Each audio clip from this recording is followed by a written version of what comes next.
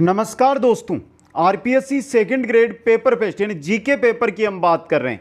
Topic शुरू करने से पहले जो नया सिलेबस जारी किया गया है उसकी बात कर लेते हैं मित्रों।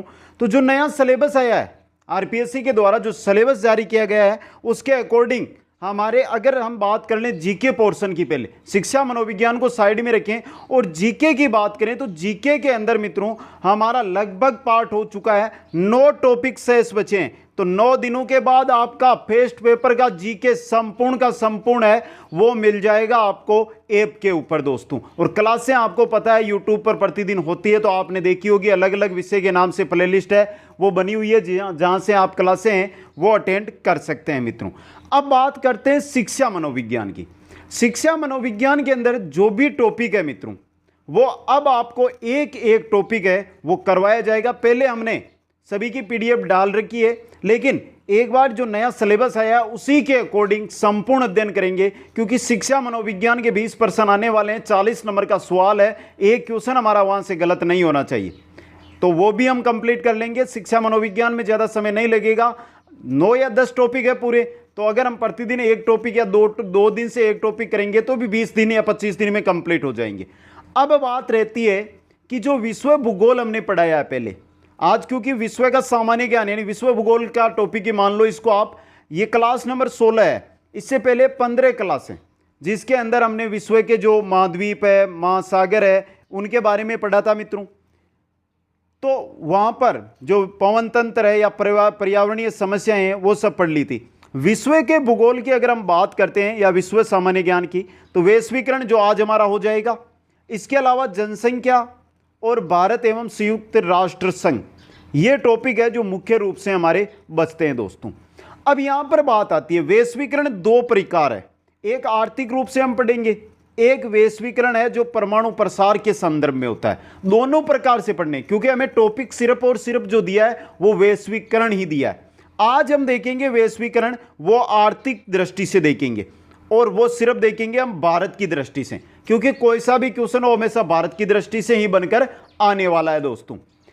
अब बात रहती है दोस्तों कि जो हमने इससे पहले जो हमने जैसे महासागर पढ़े हैं, तो बहुत सारे साथियों के मेरे को मैसेज मिले कि सर आपने शॉर्ट में करवा दिया। मित्रों टेंशन ना ले, क्वेश्चन आंसर लेकर आऊंगा।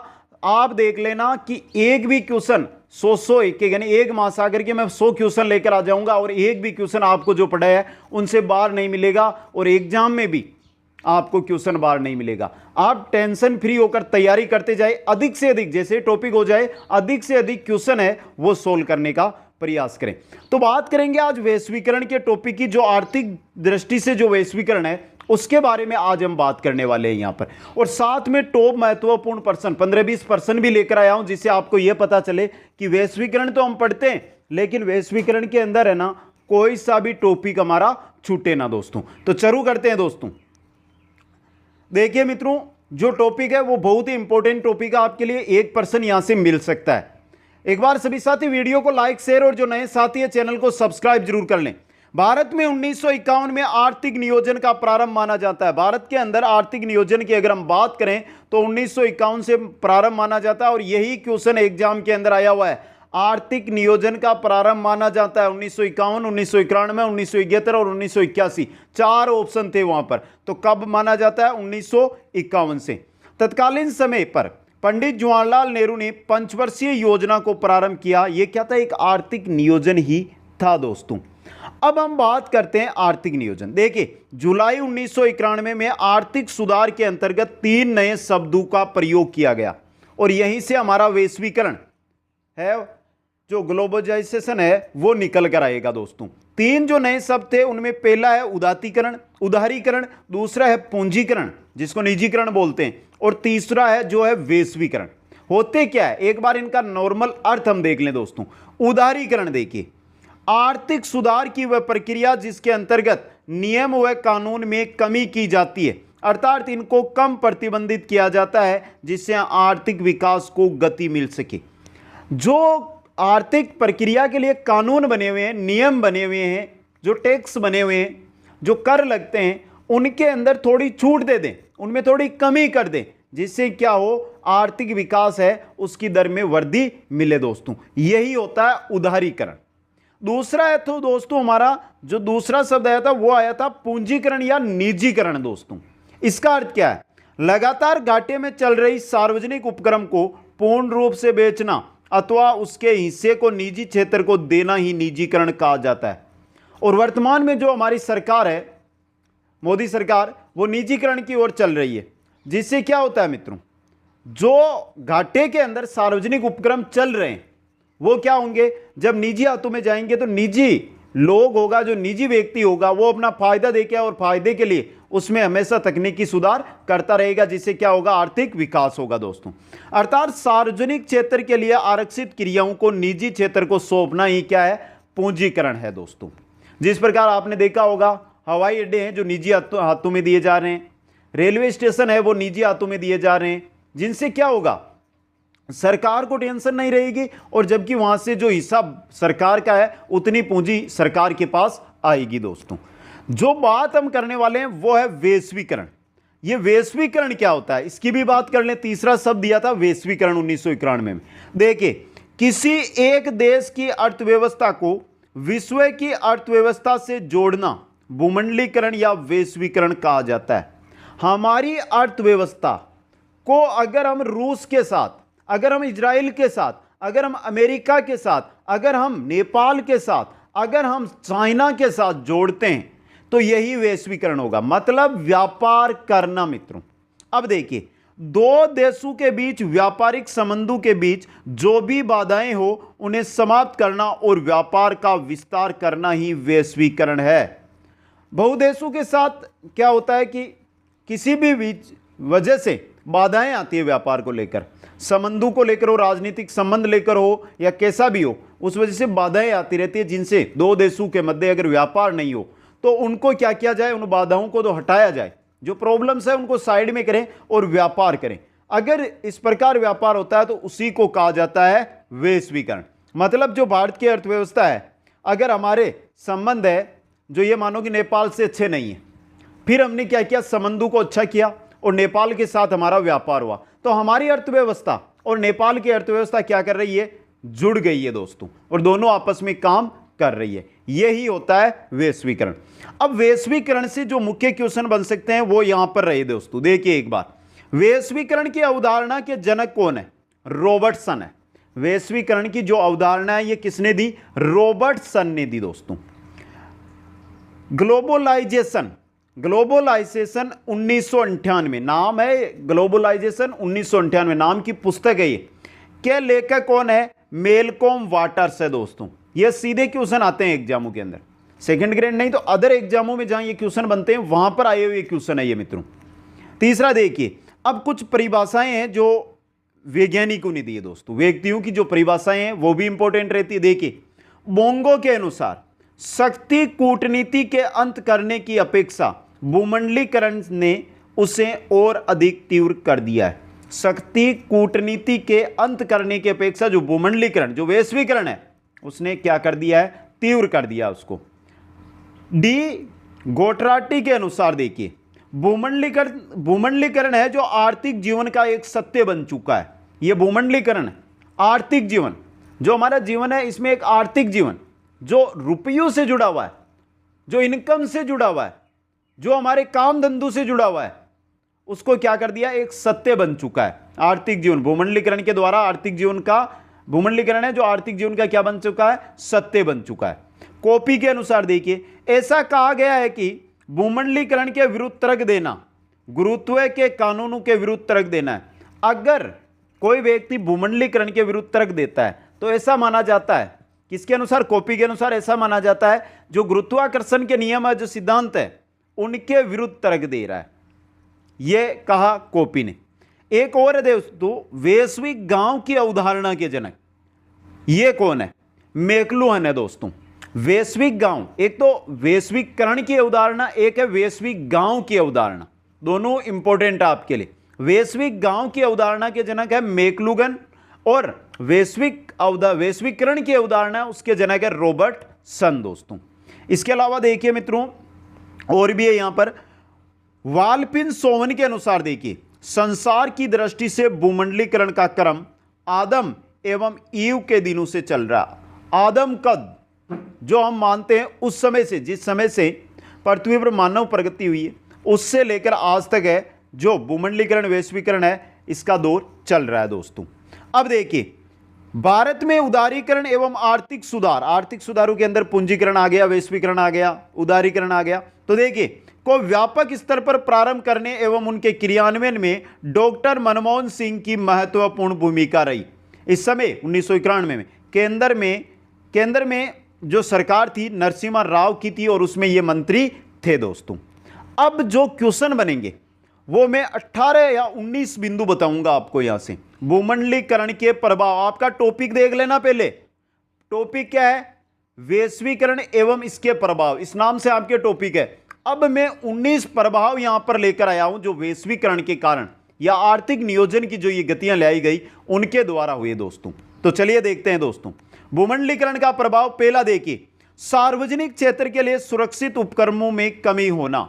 जो सार्वजनिक क्षेत्र के उपक्रम थे उनमें दिनों दिन कमी हो गई। 1991 में 7 क्षेत्र थे, 1993 में 6 क्षेत्र रह गए, 2009 में 3 क्षेत्र रह गए और वर्तमान में 2 उद्योग जो सार्वजनिक क्षेत्र के अंतर्गत आते हैं, पहला रेल परिवहन और दूसरा है आणविक ऊर्जा। लगभग ये भी थोड़े थोड़े जा रहे हैं किस ओर? निजीकरण की ओर दोस्तों। तो पहला प्रभाव जो सार्वजनिक क्षेत्र के उपक्रम है वो उनमें क्या हो रही है? कमी हो रही है दोस्तों। दूसरा देखिए लाइसेंस की अनिवार्यता में कमी का होना। जो लाइसेंस की अनिवार्यता थी पहले 1991 से पहले, अगर आप कुछ भी काम करो तो उसके आपको लाइसेंस की जरूरत थी। प्रारंभ में 14 उद्योगों के लिए लाइसेंस अनिवार्य था, फिर इसे घटाकर 6 किया गया और वर्तमान में यह 5 उद्योगों के लिए ही रखा गया है। 5 उद्योग धंधों के लिए ही वर्तमान में लाइसेंस की आवश्यकता है, अलावा आप कुछ भी काम कर सकते हो, लाइसेंस की जरूरी नहीं। एकाधिकारी घरानों की जो परिसंपत्तियां हैं की सीमा का समाप्ति। एकाधिकारी जो पुराने घराने उनकी जो संपत्ति है, जो परिसंपत्तियां हैं उनकी जो सीमा है उसको क्या कर दिया गया है? समाप्त कर दिया गया है। 1991 की औद्योगिक नीति में सरकार ने पहली बार लोक उपक्रम के कुछ अंश बेचने का प्रयास किया गया। लोक उपक्रम यानी जो सरकारी उपक्रम है उनको बेचने का प्रयास 1991 की जो औद्योगिक नीति है, जो उद्योग है सरकार के उद्योग थे उनको बेचने का सरकार ने प्रयास किया था। आगे देखिए पांचवा प्रभाव क्या पड़ा? निर्यात संवर्धन क्षेत्रों को विशेष आर्थिक क्षेत्रों में बदला गया। जो निर्यात संवर्धन क्षेत्र थे उनको किसमें बदला गया? निर्यात संवर्धन क्षेत्र, जिनसे निर्यात अधिक होता था उनको विशेष आर्थिक क्षेत्रों में, क्योंकि जब निर्यात वहां से हो रहा तो वहां से देश में आर्थिक वृद्धि हो रही है, तो उनको विशेष आर्थिक क्षेत्रों में बदला गया। भारतीय रुपये का 1 व 3 जुलाई को अवमूल्यन किया गया, जिससे भारतीय मुद्रा के मूल्य में लगभग 22% की कमी आई। 1 और 3 जुलाई को जो भारतीय रुपया इसको गिराया गया, जिससे क्या है कि जो दौर चल रहा था उस समय देशों के अंदर, संपूर्ण विश्व के अंदर, उस दौर में भारतीय मुद्रा है उसको और भारतीय जो संपत्ति है उसको क्या रखा जा सके? यथा स्थान पर रखा जा सके। इसलिए भारतीय इकोनॉमी को थोड़ा सा गिराया गया, रुपये की रेट कम की गई 1 व 3 जुलाई को, जिसके अंदर जो भारतीय मुद्रा है वो, भारतीय मुद्रा का जो मूल्य है वो लगभग 22% की उसमें क्या हो गई? कमी हो गई। जैसे हम डॉलर देखते हैं, आज से 2 साल पहले डॉलर की रेट थी 65 के आसपास, आज वर्तमान की हम बात करें तो 75 से 77 के बीच चल रहा है। आपका रुपया गिर रहा है दोस्तों, ये चीज। MRTP एक्ट 1969 को पूरी तरह क्या कर दिया गया? समाप्त कर दिया गया। 2006 में वापस लगा दिया जाएगा। ये MRTP एक्ट है वो दोस्तों। 1992 में दोहरी विनिमय दर प्रणाली को अपनाया गया। यह सीधा क्वेश्चन आया हुआ है, दोहरी विनिमय दर प्रणाली कब अपनाई गई? 1992 के अंदर दोस्तों। आगे चलिए 9वां प्रभाव देखिए, 1993-94 में रुपये की एकीकृत विनिमय दर है वो प्रणाली लागू की गई। रुपये की एकीकृत विनिमय दर प्रणाली 1993-94 में लागू की गई। चालू खाते पर मुद्रा की पूर्ण परिवर्तनीयता 1994-95 के अंदर लागू की गई थी। फेरा के स्थान पर फेमा को अपनाया गया। फेरा के स्थान पर किसको अपनाया गया है?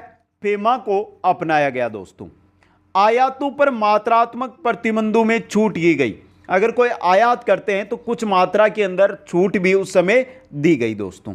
अब देखिए मित्रों, यहां से इंपॉर्टेंट है, विदेशी पूंजी निवेश की सीमा में वृद्धि किस प्रकार की गई। देखिए 26% किस किस जो क्षेत्र है इसके अंदर कोई विदेशी आता है, यहां पर पूंजी निवेश करता है विदेशी आकर, तो उसको 26% हिस्सा रहेगा भारत सरकार द्वारा बीमा कंपनियों, सार्वजनिक क्षेत्र की रिफाइनरी तथा रक्षा उद्योगों में विदेशी प्रत्यक्ष पूंजा निवेश की सीमा कितनी की गई, 26%। 26% जो विदेशी आएगा यहां पर पूंजी निवेश करेगा उसकी रहेगी। 49% हिस्सेदारी निजी क्षेत्र यानी कि बैंकिंग, नागरिक उड्डयन क्षेत्र और बीमा क्षेत्र में रहेगी। 51% रहेगी ट्रेडिंग व अपस्ट्रीम में। 74% रहेगी कोयला खनन, विज्ञापन, फिल्म, व्यवसाय, दूरसंचार के क्षेत्र के अंदर। और 100% वित्तीय कंपनियां, जो वित्तीय कंपनियां हैं, हवाई अड्डा है, होटल, पर्यटन, कोरियर सेवाएं हैं, प्रिंट मीडिया है, बंदरगाह है आदि पर 100% वो पूंजी निवेश यानी पूरी की पूरी पूंजी निवेश यहां पर कर सकते हैं। इस प्रकार उनको छूट दी गई जो विदेशी कंपनियां यहां पर आएगी। विदेशी कंपनियां अगर कोई देश में आकर खुद का व्यापार करती है, कंपनी लगाती है, तो उससे देश की इकोनॉमी बढ़ती है दोस्तों। आगे चलिए 14 नंबर का प्रभाव देखिए, औद्योगिक रुग्णता की समस्या से निपटने के लिए औद्योगिक तथा वित्तीय पुनर्निर्माण बोर्ड की स्थापना की गई। उद्योग क्या थे उस समय, रुग्ण कंडीशन में थे, तो इससे निपटने के लिए औद्योगिक वित्तीय पुनर्निर्माण बोर्ड की स्थापना की गई, जिसके द्वारा जो उद्योग रुग्ण अवस्था में है, पैसों की कमी है, रुपयों की कमी है, मुद्रा की कमी है, तो उनको लोन दिया गया। किसी भी प्रकार उनको क्या है कि सुचारू रूप से चलाया जाए, जिससे वो क्या कर सके, आगे जाकर ठीक ठाक स्थिति में आ सके। MSME एक्ट 2006 दोस्तों, MSME एक्ट 2006। MRTP एक्ट है जो 1969 है, उसको समाप्त किया गया था, उसकी जगह है देखिए MSME एक्ट। इसके अंतर्गत निर्माण व सेवा क्षेत्र के अंतर्गत छोटे, लघु और मध्यम उद्योगों की आर्थिक सीमा का निर्धारण किया गया।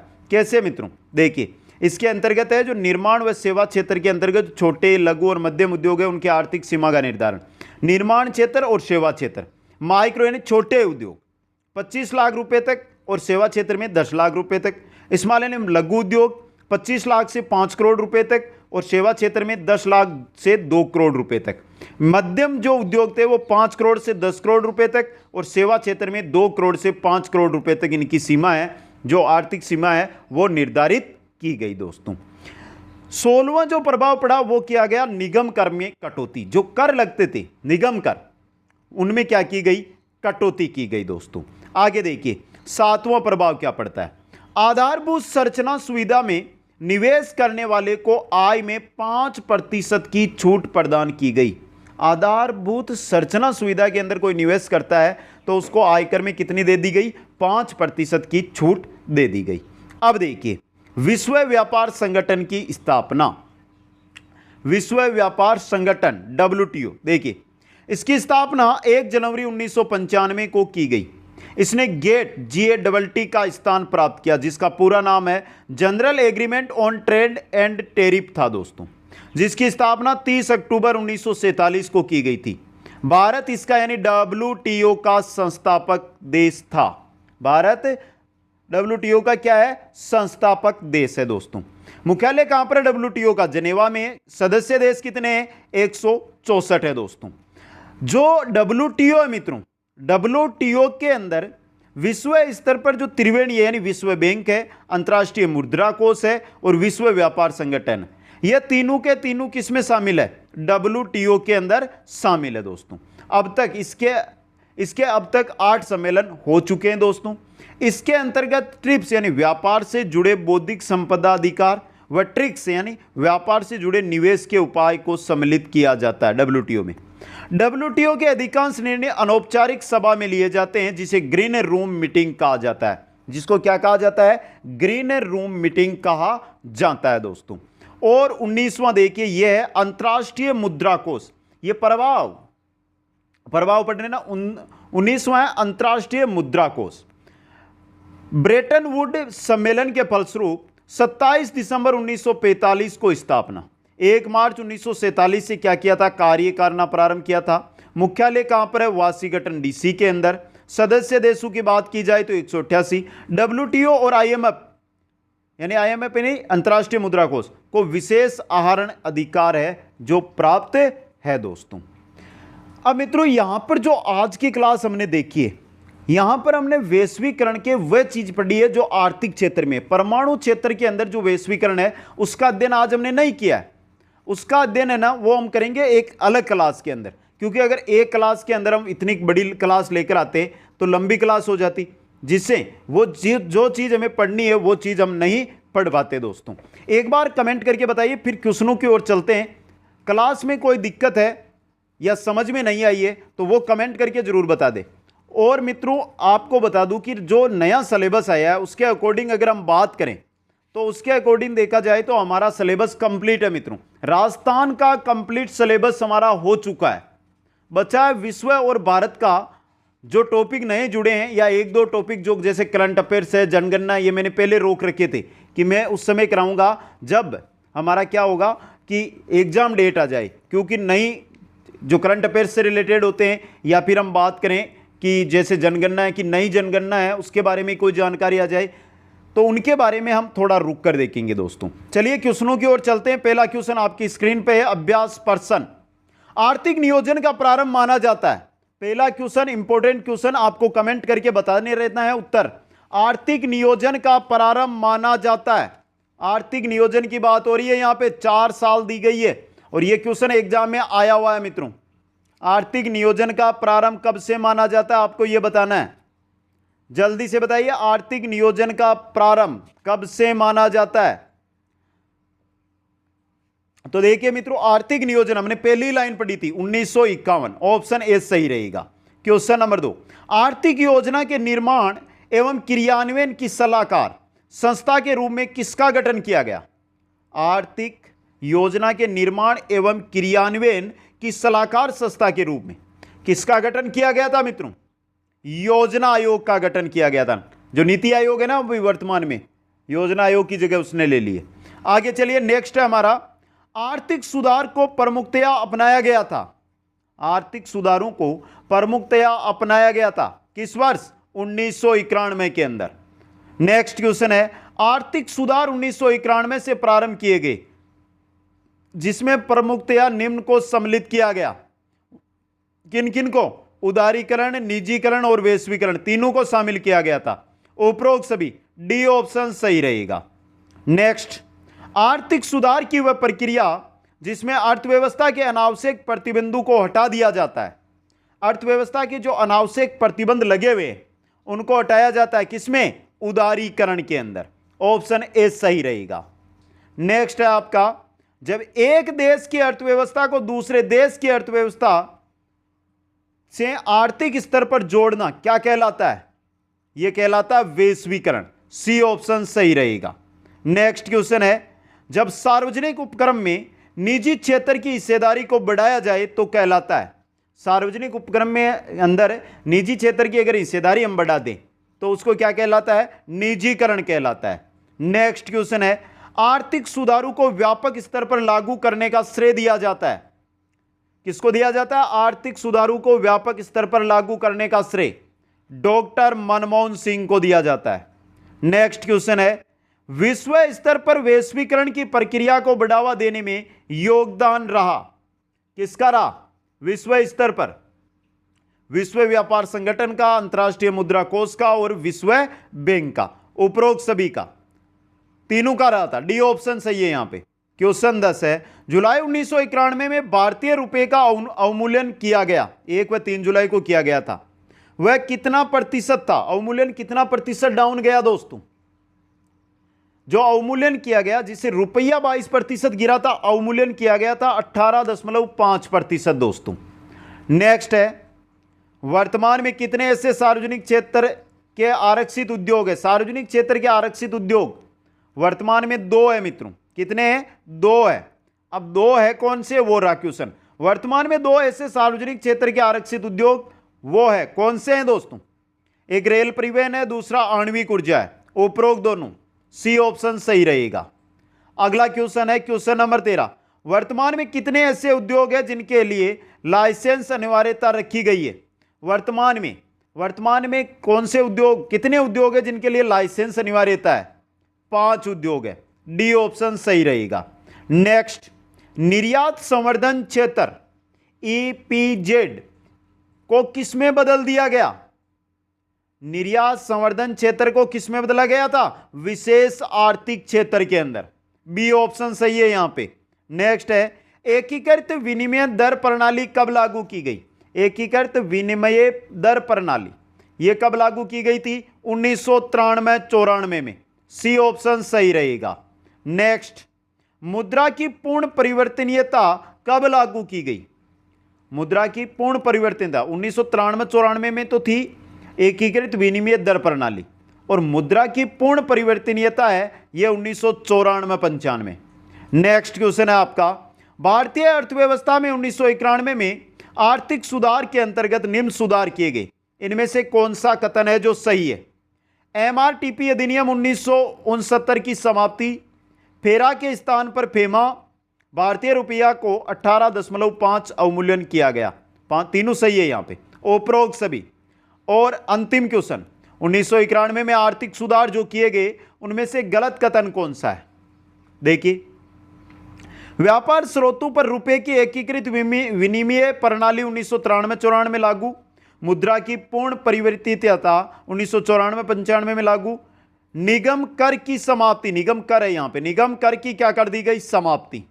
और उपरोक्त में से कोई नहीं, तो कोई गलत नहीं है, तीनों सही है यहां पे ही आपके।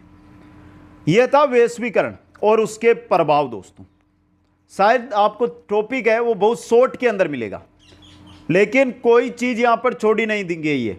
आप कितने ही क्वेश्चन उठा लो, इनसे मिल जाएंगे आपको। बाकी क्वेश्चन में कम से कम 70 या 80 क्वेश्चन इस टॉपिक के आपको जरूर करवा दूंगा आगे, जब हम क्वेश्चन आंसर करेंगे। दोस्तों, वीडियो को लाइक शेयर और जो नए साथी है चैनल को सब्सक्राइब करें। आप सभी को बहुत बहुत धन्यवाद। जय हिंद, जय भारत।